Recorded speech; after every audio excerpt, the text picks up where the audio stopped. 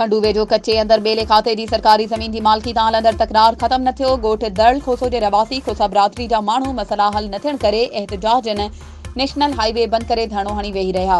एहतजाज कंदड़नि जी अॻवानी गुलहसन खोसो, मियांदाद खोसो ऐं ॿियनि इल्ज़ाम हणंदे चयो त इलाइक़े जे बासर वॾेरे नवीद समूह ऐं संदसि साथारिन ॿाहिरियां हथियारबंद माण्हू घुराया आहिनि जेके असांजे घरनि जे मथां फायरिंग कंदा रहनि पिया। हथियारबंद ॾोहारी असांजो माल पिणु हथियारनि जे ज़ोर ते काए विया आहिनि, पर इंतज़ामिया कचे जी ज़मीननि ते वेठल हथियारबंदनि ऐं उन्हनि जी सपोर्ट करण वारनि ख़िलाफ़ कार्रवाई न कई आहे।